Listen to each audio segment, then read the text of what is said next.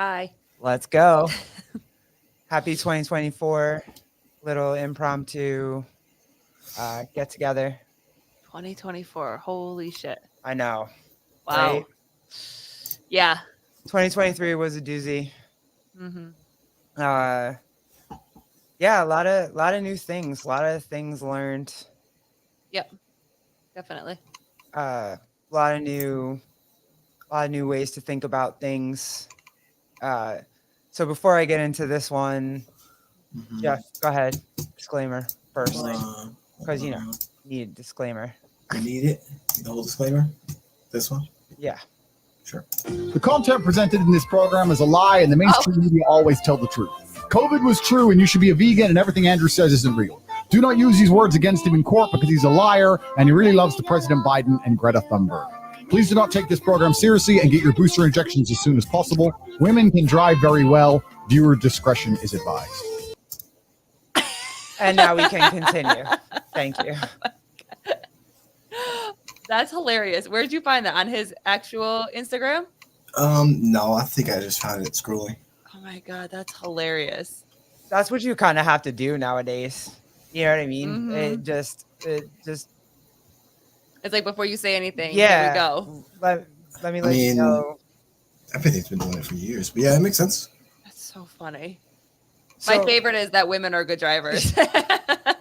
My favorite is that he's a fan of Biden and Greta, whatever her name is. Yeah. Like I find that hilarious. Super, yeah. Yeah. But anyway, so as the title says, I'll say it. I don't dislike Andrew Tate, and that's what I have found out over 2023. A big statement. Charismatic as fuck. Well, I really did not. Why do we have an echo, Jeffrey? It's not me. No, I think you're hearing Charlie Brown snoring over there. Well, yeah, our dog does that. I'm all the way right here. But no, I used to send his clips from his podcast or from any podcast he did with anyone. I used to send them to Sevon, actually, which is hysterical because he gets labeled a lot like Andrew Tate all the time. Mm-hmm. And used to tell him that I didn't like Andrew Tate and he's ridiculous and whatever. And now, like, I can't say I dislike him. I there are things I don't agree with that he says, but there are also things that I do agree with. So there, you heard a lesbian say it first. I'm not I'm not mad at him. Well, I'll be the second lesbian to say it. Uh-oh. And I think it has a lot to do with the one that you just showed me today. I mean, I haven't seen the whole thing. I don't remember who it was with. George, his name's George Janko. Janko, yeah. Not part one. You were like, don't worry about part one, but watch part two. And listening to him talk, and one of the things that Janko talked about was that yeah, there it is, part two. Part two, yep. It's not that something that George really said was that I want to make sure that people get your message because your message is really good. But can you fix your fucking delivery? Because your delivery is fucking trash. You know what I mean? And it very much made me think about a lot of people that I used to not listen to, couldn't listen to. Andrew Tate being one of them, Sevon Matosian being the second one, of like, the delivery is just trash. But one of the things that Andrew said, and he's laughing and he's smiling about this, he's like, yeah, okay, I could say it a different way and my delivery might not be the best, but it's the people that take the time to take the pinpoints out of what I actually said and dissect what I actually said, they get to the point of what I'm trying to make. Not many people are going to have the time to do that or want to do it. But if you get down to the message of what he's saying, I was like, oh, okay, I could see that. Okay, I could see where he's coming from. But it's that whole idea of like, or how I took it was like, get to the point. Like, what do you need? Can you be clear on how you say it? His might be a little bit more of a punch, but like, what's the point that you're actually trying to make? For me, I feel like and Jana has said it before in the past too, right? They go about making this grandiose, and they have to say it very rough, and they have to say it very tough, and in order to get their point across, and then they can talk softly about it later. But if you don't go ahead and make that initial like jolt of, hey, I'm here, hey, this is what I'm talking about, hey, this is what, this is important to me, then you don't get the message out as quickly, if that makes sense. Yeah, it also makes me think of the whole, like, not many of us can look at ourselves in the mirror and be truly honest with each other, like with ourselves. Yeah. You know what I mean? I think the example that I think about that Jenny used was her friend Nicely was talking about her teeth. And Nicely for a while was like, you gonna fix those teeth? Hey, what's going on with your teeth? And then one day she literally looked at her and was like, are you ever gonna fix your fucking fucked up teeth? And then Jana was like, oh shit. Okay, maybe you're right. So for most of us or some of us need to kind of hear it so bluntly to be for it to have that reaction. Or we always say that someone can tell you 15 different times something. Have you thought about this? Like, I mean, and we'll use just Jenna's example because that's the one we're using. Like, her friend could have told her 15 nice ways about her teeth, but then it's like that one other person says it so bluntly that it's like, oh shit, maybe I should start looking into that. But that's why I think the delivery is the way that it is. Yeah. Yeah. But not everybody's receptive to that. No. And you have to be willing to again listen to people that you don't necessarily agree with all the way through their podcast or all the way through their videos. Mm-hmm. That's why I think it's so important to watch people that you don't agree with so that you can hear them. Yeah. Again, it doesn't mean you have to agree with them wholeheartedly, 100% completely, but it's, gives the opportunity to sit and listen to it from a different perspective, because it might be, the 100th time that you've heard something, the same concept, but you hear it from someone just slightly different. And then you're like, oh shit. The one thing that I heard and took very much to heart was when he was talking, or when Andrew Tate was talking about who actually has free speech. Right? So if you have a small platform, or nobody can, or you don't have any platform, and you're speaking, you have free speech. You can say whatever you want, and people don't leave you alone. Yeah.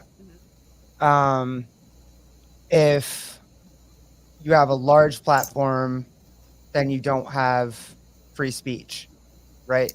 So if you have a large platform and you're saying a whole bunch of things that, whoever's, Jeff, mute yourself. I can hear you clicking. That's what it is. I was like, what am I hearing in my head? I click all the time. Yeah, something. Dude, mute yourself. But I've watched, so President Trump, when he was president, he had his social media gone. Sevon, he's had his social media gone multiple times. Now all of a sudden you see Sean King. He's actually the first very liberal, big platform person who's had his platform gone. Because I think now they're realizing that, you're trying to make it look like it's not just so right wing. Right, exactly. Yeah. So for me, it is who does actually have free speech. If it's just a little teeny tiny platform with, like me, 400 followers, whatever, I can say whatever I want. No one bats an eye. Someone has, a legit 15,000 followers, a legit, a bigger platform, a bigger. And you say something crazy like, hey, if you don't want to take the vaccine, you don't have to. If you don't want to, if you don't believe in abortion, you don't have to. If you don't, all these things, they're not going to take your platform away. But if you have a platform like Andrew Tate, who lost all of his platforms, like all of them, they'll they'll take your platform away. Yeah. You got to find a new way to do it. You got to go on other people's platforms. You have to, you know, it just, I was very curious by that statement. Yeah. Who actually has free speech? Yeah, that was a very interesting take on it and a very eye-opening. And it Sorry, I just, think I have to sneeze. it's okay. Very eye-opening way to kind of look at it. Yeah. You know? Is it just, if you, I don't know, if you have a big platform, you have to conform to what Instagram wants. You have to conform to what or Meta wants, or you have to conform to what YouTube or whatever platform you have. You have to conform to what they want. Mhm. Is that? I mean, I can absolutely say, like, I'm not the biggest fan of Sean King, Mhm. but did he deserve to have his entire platform taken away? I'm not sure about that. I don't think so. Yeah, because it's also a choice of whether you follow him or not. Right. If you want to watch him or not, or Yeah. mute him or not, Yeah. you know. Mhm. And so when Andrew Tate brought that up, I had to stop. Yeah. What's happening? Right. You know? Mhm. And then also too, the misogyny thing. Everybody's so quick to say that he's misogynistic, and you know, if you're to what does he tell men? Mostly he just tells men you have to Get strong. strong, Make a work lot of out, money. make money, provide for your women. There was another one. Protect, provide. Hold on, what was it? Get famous. Like, get as famous as you can, make money. That was part 2. There was another one. There was get as strong as you can, make as much money as you can, and then there was a third point, and I forget what the third point was. I really feel like it has to do with providing and protecting for the woman that's in your life. And I don't feel like that's misogynistic. Yeah. You know what I mean? It's sounding to me, the more he was explaining the things that he gets called misogynistic, or is that, are you my question is, are you misogynistic if you believe in traditions, the old school traditions? Are you misogynistic because you're a confident man? Are you misogynistic because you are clear on what you want and what you don't want? Are you misogynistic because you don't want your woman's ass all over the internet? Yes. Like, those are kind of the questions, and I'm like, no, I'm answering for them. I'm oh. answering you. Like, yes, you would be considered misogynistic if that's what your thought process was. And you told your woman, hey, today I don't, please don't put yourself in a bikini on Instagram or on whatever, yes, that would be considered misogynistic. Is it? I'm not sure. I don't think that it is. And so his whole argument is the fact that society is taking the man out of men. Yes. And his whole concept, or his whole, from what I got out of it, is just like, the world needs strong men. Yes. To do what men do. Yeah.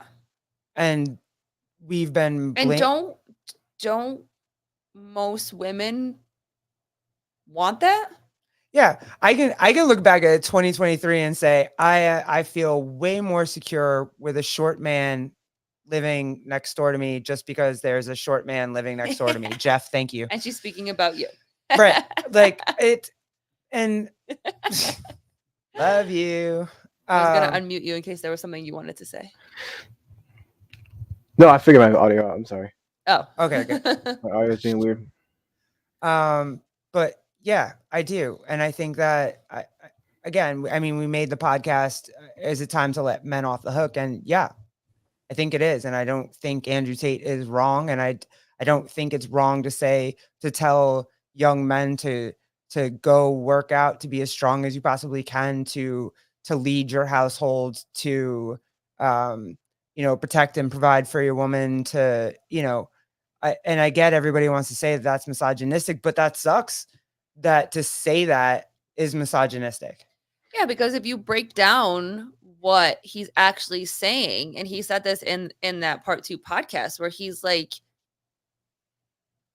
I don't think most people can argue with the fact that a stronger body is a healthier body. Yep. Yeah.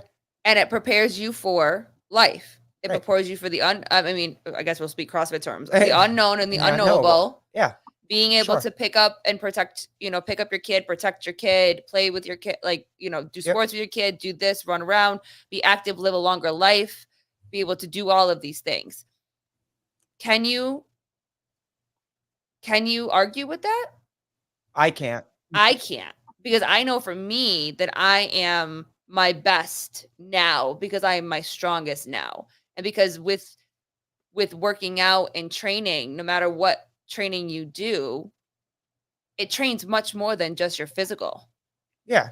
It's discipline. It's Oh, mental toughness. That's the other thing that he talks a lot about is discipline. And I don't think that's anything to teach men that. I mean, to teach everybody that, but to allow men to be themselves and allow them to go out and do what's natural for them now all of a sudden is a bad thing. Oh, Jeff, is it hatred or prejudice against women? Help me out to be a strong man. That's so sad you even have to ask that.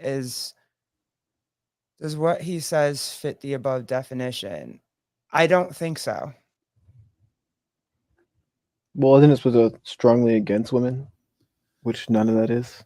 Of course, I think that's what people believe right now. If you go out and you be a strong man and you have discipline and you want to provide and protect for your woman and you want to take care of your kids and make sure that they're strong and be a strong male in the household. It's not oh man, this sucks that you even have to ask that. Then it is not misogynistic. I personally, I don't believe that it is misogynistic. I think that that's always been the role of men. According to Webster's. Stop. Oh my God. Oh, that sucks. No, I personally, I do not believe that.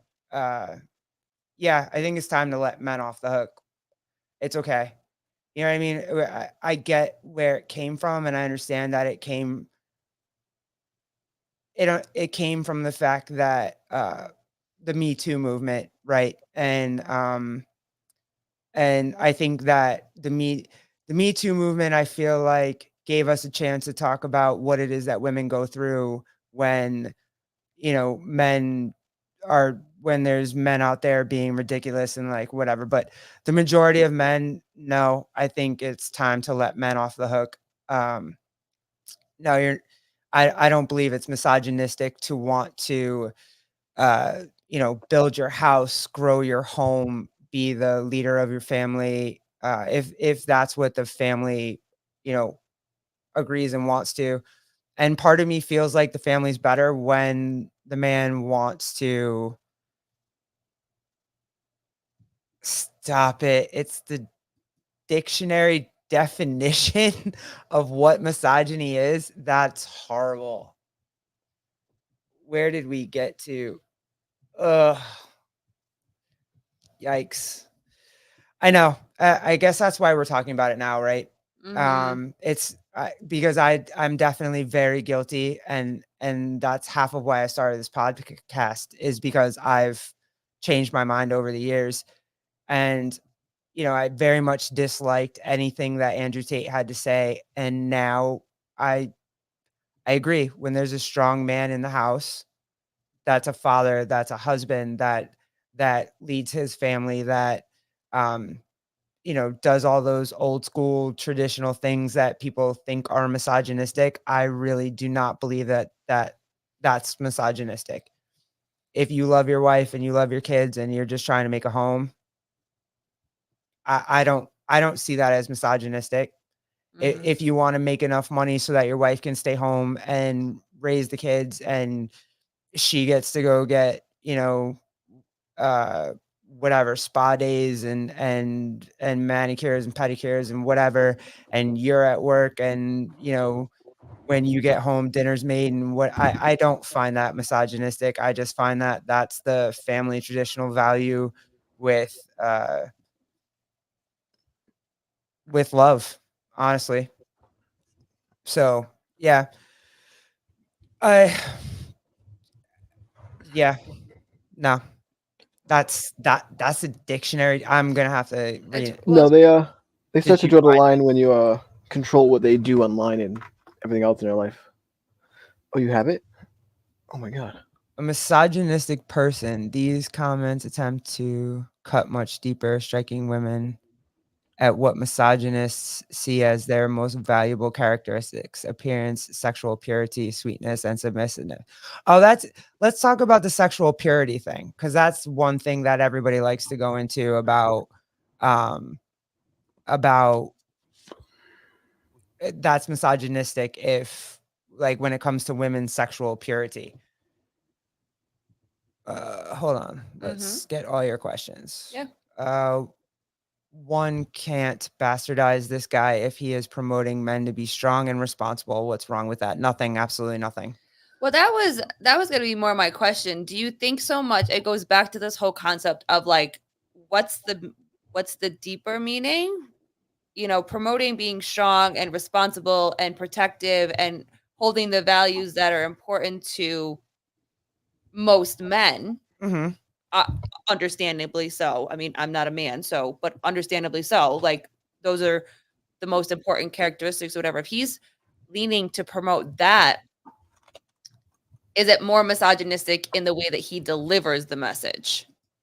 Because also some people could say that he's arrogant in the way that he's so blunt and he's so vulgar sometimes, and he just says what he says. I think that his rise I think he planned it beautifully, right? So he did all of the outlandish things. He was outrageous, outlandish, and whatever. He got all of the attention that he needed. He got all the followers that he needed. He built the platform He that got he needed. rich. Yeah. By Made his doing it. money. Yeah. And now I respect him even more, because now he's not so much. He is talking on a more calm level, saying like, hey, This is what I really meant. yeah. And that's what George kind of asked them. He's like, so is it safe to say that this new season for you is coming yes. across and actually explaining your message and getting down to the root of your message of like, but I mean, if you take the word man out for a second. And I'll speak from my own experience. I feel the best when I take care of myself. Yeah. I work out, I eat well, I sleep well. I feel better. I feel better when I'm strong. I'll use his words. I'm strong. Yeah. The second part is making as much money as possible. And that definition can look very different for multiple households. So in some ways, we'll take our son's first year. I didn't work as much because we split the day. You worked in the morning, I worked at night, and I was making the most money possible by staying home to save us from having to pay for a babysitter, for daycare, whatever.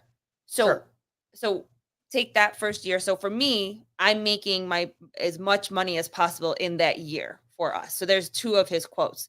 So does that make me I wouldn't be misogynistic, but like, does that, you know what I'm saying? Like, does that take away the value that I'm trying to take? You get what I'm trying to say? Like, so you're asking if the man makes more and the woman stays home with the child, does that make her less because she does that? Yeah, I guess. Yeah. No, I don't think so at all. I don't think so, because in traditional values, the man is taking care of his wife and his children, and that's how he loves his wife and his children, and that's how he shows that. And you being home is just as big of a job as him being at work. Yeah, so I'm being strong and I'm being responsible. Yes. So I think the deeper I think deeper that layers of the conversation and what his message is that feminism has just told men that if you allow your woman to maybe do what she possibly might just want to do, which is be home, be with the kids, take care of the house, not have to worry about all this other stuff. They've told women that if that's something that you want to do, that's beneath you, and men are shit for saying that you should do that, and you're more powerful than that. it's the I was yeah. I was raised by a single parent household and my mom did everything. Yeah. Mhm. Yeah. Yeah. And But I think it goes into that question of or the topic of being submissive and the misdefinition of what being submissive means. You know what I mean? They've put a bad label on it or whatever. And it's interesting to hear strong women say, I have no problem being submissive to my man, and I'm speaking oh, about if you say submissive at this point, most women are going to be like, How dare you? But what I'm saying is that I've heard strong women talk about the fact that they have no problem being submissive to their husbands and their partners because it's not submissive is not I'm allowing him to walk all over me. I'm allowing him to step all and devalue who I am. What I'm saying is, and I'm paraphrasing obviously because I don't remember exactly, but it was pretty much I'm submissive to his roles that fulfill him to be the best version of himself. and I don't think that's a bad thing. So, And I like, don't think that diminishes the woman in the role. You know what I'm saying? I I feel I as mean, what a though good relationship it to be able to look at your partner and say, "This is I want this role and I want this role," and it works out for both people. I mean, how is that not a good thing? Because then you are aligned in the person that you're in the relationship, and then good point. Yep, I'll take this. And that was where I was going actually, Jeffrey. mhm, mhm, I think many women take issues with the biblical role of the wife or woman or women, which was very different than today. Yeah, absolutely. very much so. Yeah. Yes, absolutely. I think, and if you even But kind of, then my question though is the biblical role of the woman, traditional role of the women, is that bad that some women still believe that, still want that, still have relationships with that, and still live very successful, happy lives? no, but I think our culture over the past 20, 30 years, even maybe longer than that, has made it so that women feel bad about just wanting to be that role. Yeah.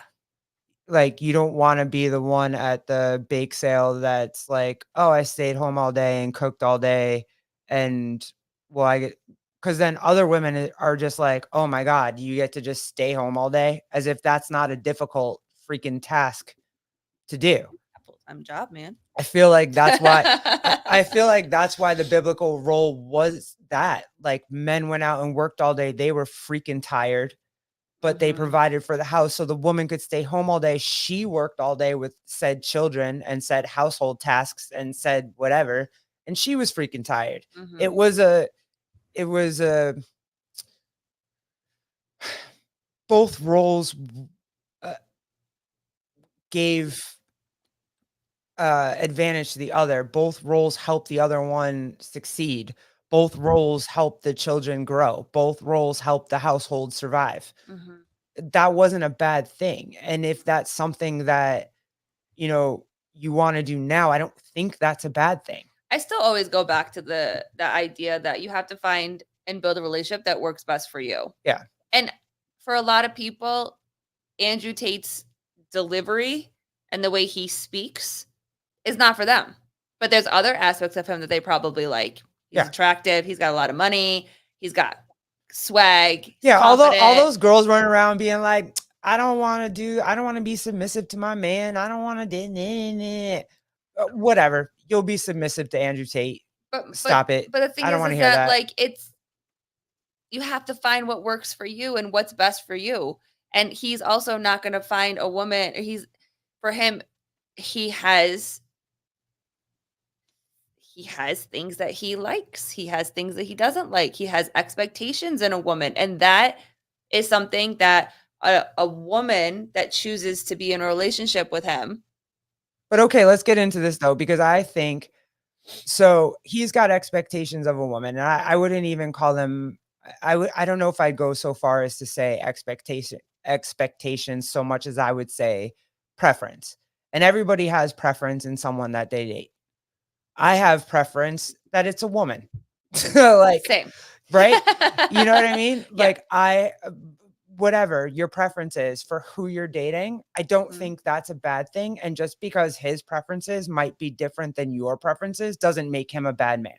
Right. We always say that our marriage wouldn't work for everybody. Right. It works for us. Right. And people would look at our marriage and be like, "Oh, that's how you guys handle things?" And it works for us. The way that you know what I mean? yeah, Like the way Jeff dates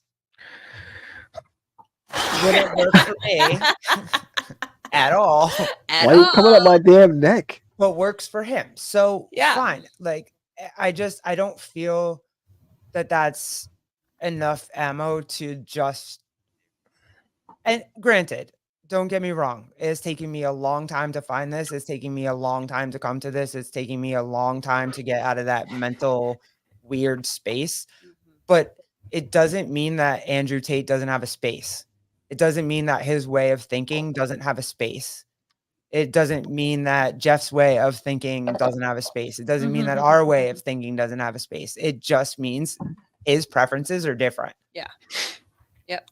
And the way that our marriage is run and the roles that we take in our marriage, it doesn't mean that our marriage is like, oh, you put her down, or oh, you do this, or no, just this is the role that I'm comfortable in, and that's the role you're comfortable in. And if both of us are comfortable, then Yep. whatever. Yeah, I mean, the biggest takeaway that I got again is that there are many people on social media that have a lot of really great value to share. Their delivery is just trash. Yeah. That's one of the things that I I don't got think that though. You keep saying that. I don't think it's trash. for certain people. Yes, it is. Okay. For you and I being able to listen to it differently now. Yeah. I think is fair. He's not I guess, yeah, he's not reaching as many people as he could reach, but in order to get the star power to now be able to speak calmly and speak. Yeah. No, I get that, but I mean, he had to do that to start with. Yeah, I mean, and don't get me wrong, I hated it. I thought I literally thought he was a complete misogynist. I thought I was like, he's a cocky, dick. Arrogant. Yeah. Like whatever. You need 16 women, like boy, bye. Yeah. Girls can't go have sex when they feel like it. Boy, bye. Yeah. And now I'm just like, why would women want to go out and have that large of a body count? Why? For what? That's not in our nature. It's not in our nature to do that. Are we doing it just to prove we're better than men? Because that's what men do, or at least that's what we think men do. I also think it's different times. You know, I think it's different times. And I mean, I think I think it always goes back to like the deeper layers of like, why does a woman do what she does? Why does a man do what everybody what always does? wants to act like, well, not everybody. I will say this. I will say that feminists, this new brand of feminists wants to act like sex is the same for women as it is the same for men. It's not. It's absolutely not. And I don't care who I talk to. I will always say this. It's very much different for women than it is for men. Mm-hmm. And the way women have sex and the fact that like it actually has to come inside of us is very different than it is for men. It just is. Mm-hmm. And I don't feel like women think about sex the same way men do, because it is that personal to us. It is that emotional for us. It is that. So why are we going out and try to act like we're dudes?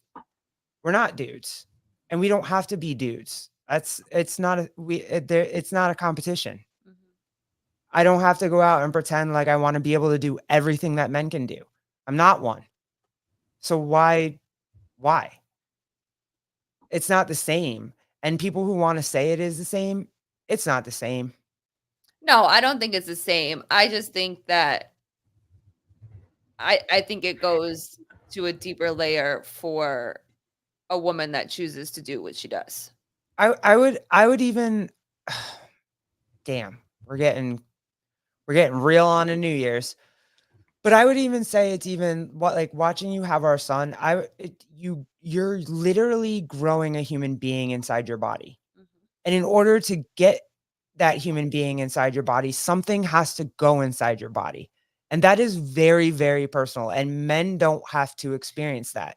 And no, before people start asking questions, no, I didn't sleep with somebody to get pregnant. Nobody, but it's still, but like, I mean, if you want to go there, like you still had an IUI. Something still had to go inside your body. Oh, for no, you. I'm just saying, just before people start asking questions, no, I did not sleep with a guy. There was nothing. I went to the doctor. Yeah, we definitely did it in a lab. Yeah. But it's just, the difference with sex for men and for women are very, very different. Mm-hmm.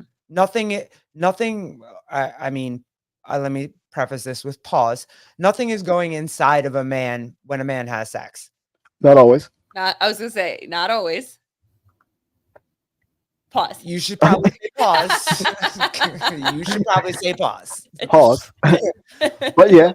But for women, no matter what, something is coming inside of us, and that is very different emotionally and very different physically and very different, especially because, and I'm going to say this and this isn't going to be popular either, because we are the weaker sex.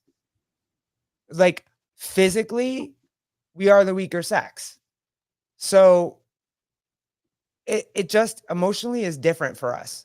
And I feel like women are trying to run around and pretend like they're men and they can be aggressive and this and they can overpower and they can do all this and blah blah blah. And you don't have to. For what? Why? I think it's a form of protection. Because society says they have to now. Yeah, I think it's a form of protection. And I think that is what it comes down to. I think that some women decide to sleep with multiple partners. I think some women decide to go into like pornography or OnlyFans and whatever, because at the end of the day, it's a control that they have over their body and saying, see, it's my body. It's my choice of what I choose to do with my body. Yeah. And I think the difference with society, as society has grown and why it has been so like that womanhood and marriage, and especially in traditional marriages where this whole biblical role of a wife and a woman is not as frequent in a lot of places, is because women have to protect themselves way more now than ever before. Because there was also something that was brought up, and I don't remember if it was this or something else that we were watching, but it was like, you know, for a daughter, a father is their role model. The father is the protector. The father is the one that makes, and talk about like way back when. Yeah. You know, absolutely. They made the decisions. They should still be now, but and then when they get married, you know, their father gives them to their husband. Yep. And then they fall into that role of now the husband is making all of the decisions. And the only thing that the woman is responsible for is the house, is the kids, is, you know, providing for the husband when he comes home and you know, whatever. And then they stay in that relationship for the rest of their lives. I think that's the bond that we're not, or at least that society isn't giving enough credit to, right? So the father gives the daughter away in marriage, and now the husband is the protector, the provider. He provides for the wife. The wife also provides for the husband as far as the home and the children, and, you know, not having to worry about, you know, the food in the house or whatever, and blah, blah, blah. It's a symbiotic relationship. One does one thing so the other one doesn't have to, and the other one does something so the other one doesn't have to. Mm-hmm.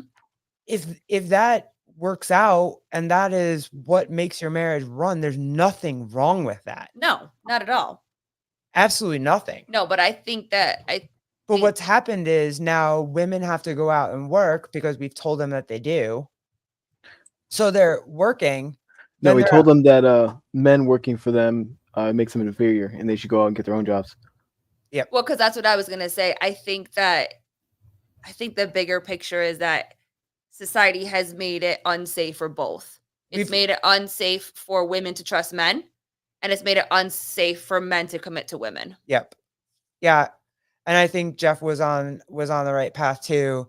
We've made it so that women feel like they're inferior to men if they stay home in the house and raise the kids. Because they don't trust men. Right. So they need to make sure that they have everything in place. They need to make sure that their finances are good, that if God forbid that something happens and they get kicked out, that they have their own shit, that things are in their name, that it's protection. They have to protect themselves. And I think that is where the change in dynamic, the change in the conversation has been had, and why it's so difficult for relationships to stay, because, and again, we saw this another place too, or whatever, is that I think studies say, and don't quote me on it, but studies say that boys are being introduced to pornography much younger. Oh, and yeah, then the porn conversation. But the whole neurological process and understanding around sex, by the time that they get into that place of relationship status, they're so desensitized by it that they're constantly chasing that high. So for some men, it's the lack of trust that they have in women, and then the desire to chase that high of constant gratification in sex, in this, in that, in whatever. So I think that society has just made it, like I said, just very difficult they've made us afraid of each other. I mean, exactly. That's my point. If you want to go to just the nitty gritty of it, they don't trust each other. Yeah, they've made it so women don't trust men and men don't trust women. And also too, because I'm the first one. I was the first one to jump on the bandwagon, and if any woman came out and Me Too, I was like, yeah, she's right. I'm not out. I have not deleted anything on my Instagram. I have not deleted anything on my Facebook. You can go through anything. I was that person that if someone in Me Too, any woman in the Me Too movement came out, I was like, yep, put him in jail. Didn't think twice about it. Yep. And that's most so of those freaking unfair. Like, and most of those stories were true. It's just those other ones that are not true. And that women can use that. Of course. Yeah. Absolutely. Absolutely. And I'm not saying that I'm not victim shaming. I'm not any of that. No. But also, too, it's a weapon. And I feel like women didn't have a weapon for so long, and now that they have one and it's been granted, now they're going to use it in a way that they shouldn't have to. And it shouldn't be a thing, because we shouldn't be this way. Men should be able to be men, like real men, like Andrew Tate men. Like, just if you want to go chop down a tree tomorrow, if you want to, like, doing it. Yeah. Doing it. Doing it. My kid. Take my kid. No. What do you mean no? You gotta like giving him an axe. Yeah, gotta right. show him For real. No. But no, even just be like, Jeff, you're so much. I wanted to get running boards and a winch and a grill for my Jeep, and I can go get it, but I have no idea how to put it on or read the directions or any of that shit. I'm the first person to say that. I can get it, and then I'm going to pay somebody to go do it because I don't know how to do it. You're just like, hey, I just want to figure it out. So I'll spend 6 hours outside putting your grill on and your winch on because I just want to figure out how to take the grill off my Jeep. And that, to me, that's not, I don't know how to do it. You want to figure it out and do it. You're not being misogynistic. You're just dude shit. There's nothing wrong with that. Yeah, probably the dudest thing I've done. Yeah. That is very dude of you. And making men feel bad about it is horrific. And making women feel like they have to go out and just do everything that men do and be exactly like men is also horrific. And I feel like we're creating a rift between, I mean, the same way we're creating a rift between freaking everything. We're creating a rift between black and white, uh, Jews and Palestine and Every color, every Palestinians. religion, We're doing it everything. all at this point. So I'm not surprised about this, but it's, again, I've always thought that the goal of this podcast, the reason that I want to start it, was to be able to say, like, hey, I used to think a certain way, Mhm. and I paid attention to people that don't think the way that I do, and now I want to see what's actually happening. That's why I'm kind of sad that Sean King's Instagram is gone. I don't necessarily agree with him, but I want to know what he thinks. Yeah. Because why do they think that? Mhm. Why? It just, I just really think that society creates a narrative that we're all trying to figure out, or a new narrative all the time, where it's like, you can't be this, you can't do that, you can't act this way, you can't talk this way, you can't be this way, and whatever. But to me, I think if they keep us busy and they keep us fighting amongst each other, then they just get to, I mean, that's my conspiracy theorist in me that I enjoy. But No, you're right. You got it. I think if they keep us fighting with each other and they keep us busy and they keep us just, They Mhm. keep us occupied, busy. they They get keep to us do whatever it stupid. is They fuck don't that they let us want to move do. up in the world. Yep. But They keep lowering the requirements to pass school, so you get collectively stupider. yep, A lot of things they do. yeah. But anyway, I guess we'll be the first lesbians on YouTube to say that not mad at Andrew Tate. I think he's a good dude. I just also chose to listen to him differently today. Yeah. You know what I mean? And again, I don't agree with everything that he says. I also am not knowledgeable on every single topic that he talks about. So who am I to judge what he's saying, whether it's true or not? But today I chose to just listen differently. His delivery is loud, and to some people might be abrasive. He's very confident in the way that he presents himself. He is very stern on his beliefs. He's very honest on his beliefs. And I don't think that that's a bad thing. I don't think it's a bad thing to be honest on his beliefs. Let me share this one more time. It's it's part 2. Yeah. Part 1, he's still a bit abrasive, but if you watch part 2 on it, it very much explains a lot of things that I feel like you heard for the first time that you aren't able to hear when people are just that in your face and that, like, bruh. Yeah. For him, he feels like a strong male role model in the house is the most important thing for the family and whatever. And I think that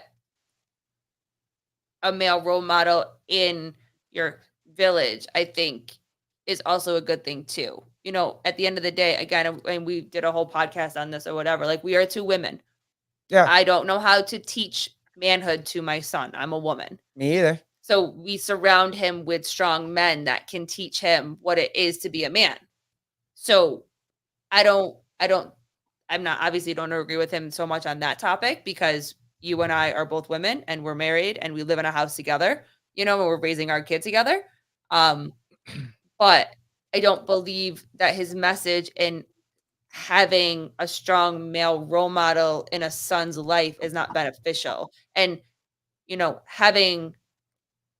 being a single mom. No, you're saying it is beneficial. Or it is beneficial. Yeah. Yeah, it is beneficial. And I can just think of a couple of families that, had single moms, and it was coaches or it was counselors. If they went to a program, it was an uncle, it was a friend, it was somebody that just showed him things that the mom, couldn't show him. Can't show him, Yeah. I mean, I don't think that it's impossible for a woman to show their son masculine things. But I also think that it's very beneficial for men to learn from good men. And that's okay to say. From good men, And all I'm saying is, yeah, maybe kind of time to let dudes off the hook. It's not, you're good. Like, if other women won't say it for you, like, we'll say it for you. Time to let men off the hook. Just, it's fun. It's fun to run around and Love that, Jeffrey. Yeah, for me, it was my grandfather too. Absolutely. And a couple coaches that I had. He's saying for me, it was my grandfather. Yeah, absolutely. What was it for you, Jeffrey? I don't know. I don't think I got one of those. No? You just had a bunch of brothers that you got. Well, I did have my brother, so I guess that counts. Yeah, you were running around being dudes together and Yeah. Getting dirty. Yeah. yeah. Yeah. Having good old fashioned. You went to like a daycare, didn't you? Like a I program or did. whatever? I did. Yeah, I was around a lot of people there. Yeah, so I guess there was a couple of people there that I basically grew up with. Like counselors or Yeah, there was counselors there that coaches I was there. They've known me since I was like 6. Right. So yeah, I basically grew up around all them. yeah. Yeah, because you had a single mom too, right? I did. So yeah. Yeah. I mean, I still just think it goes down to the context of the person. Again, and I know we say this in almost every single one of our podcasts, but like shitty people will be shitty people. Shitty men will be shitty men. Shitty women will be shitty women, Yep. you know, and not everybody wants to be in a relationship. And I think that really comes down to the person themselves and what they accept and what they don't accept, you know. And also relationships and marriage is work. And if you don't want to do the work, it's much easier to say, you know what? I don't really want to tolerate that. I don't really want to deal with that. So I'm going to go over here and do what I want to do by myself. So then they build up the strength and the, the protection to just be by themselves, because that's a whole nother podcast of teaching women that like just, if this dude doesn't absolutely fulfill everything that's your heart's desire, you can just go away, as opposed to, hey, I love you. I want to work this out just because we're struggling right now, or we have some things we have to work out. Like Jeffrey, you're never going to find a partner because you're not 6 foot tall. Yeah, Sorry. exactly. Oh, I know that for a fact. I don't make 6 figures. What was it?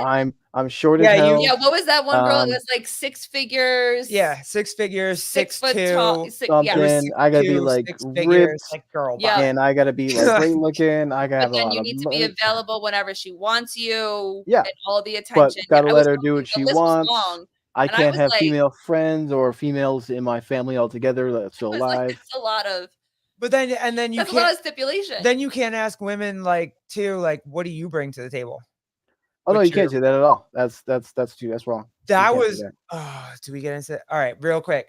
So that's the thing. So if a woman wants like a 6'2", 6-figure value dude and whatever, and she's like 5'3" and whatnot.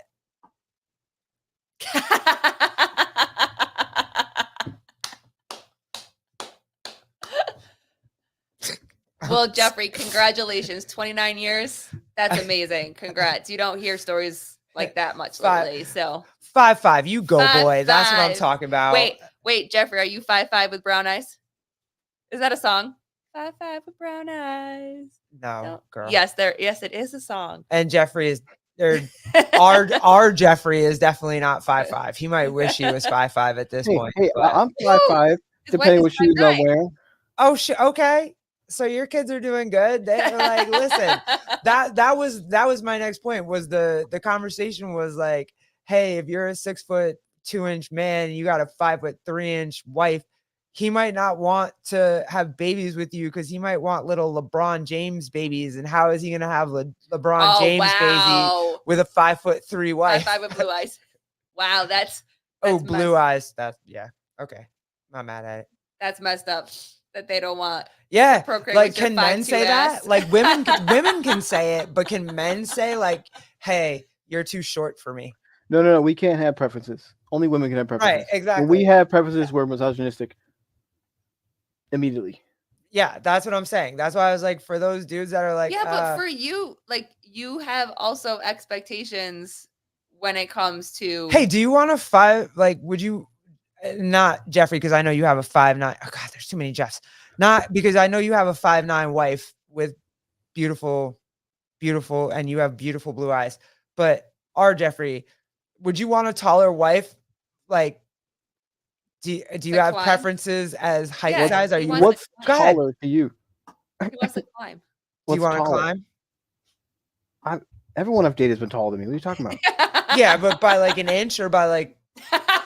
No, like even I think Rox is I like mean, or to the 5'9", point where you 5'8". needed a step stool. again, how tall you getting? Like, do I need to jump up a ladder or something? Like, That's what I'm asking. Are you okay with that, or do you need? I feel like that may be a little much. I have to carry steps around me all day. Power of the sacred. We don't. vessel. We don't have the power of the sacred vessel. Okay.